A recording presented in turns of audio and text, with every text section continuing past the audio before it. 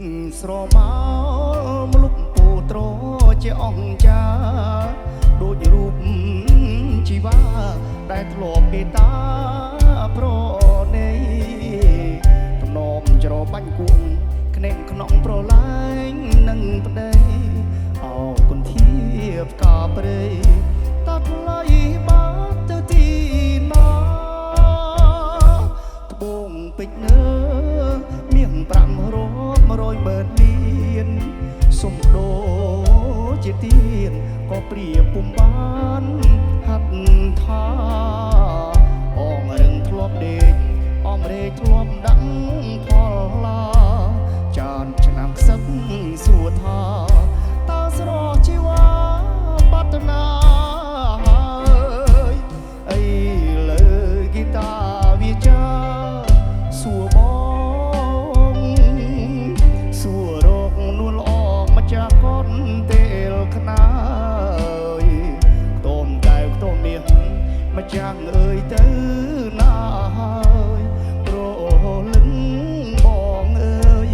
បងសែនរងា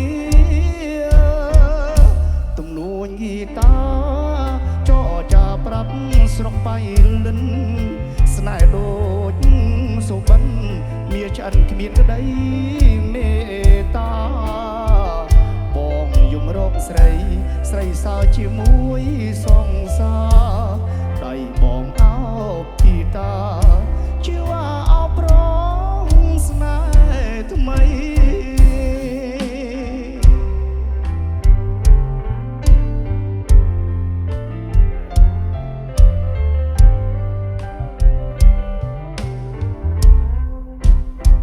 ឃើញស្រមោលមលុបពោត្រជាអង្គចាដូចរូបជីវ៉ាដែលធ្លាប់មេត្តាប្រណីភ្នំច្របាញ់គួងក្នេកក្នុងប្រឡាយនឹងប្តីអោគុនធៀបកាព្រៃតាថ្លៃបាត់ទៅទីណាត្បូងពេជ្រនៅមាស500ម៉ឺនលានសុំដូរជាទៀនក៏ព្រៀបពុំបានហាត់ថាអងរឹងធ្លាប់ដេកអំរេធ្លាប់ដាក់ផលឡាចានឆ្នាំខ្សឹបសួរថាតើស្រស់ជីវ៉ាបាត់ណាហើយអីលើហ្គីតាវាចាសួរបង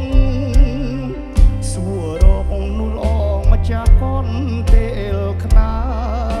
យខ្ទមកែវខ្ទមមាសមកចាំងអើយទៅណាហើយប្រលឹងបងអើយបងសែនរងាទំនួញហ្គីតាចោចាប្រាប់ស្រុកបៃលិនស្នេហ៍ដូចសុបិន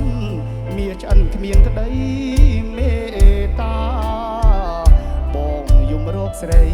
ស្រីសើជាមួយសង្សារដៃបងអោបហ្គីតា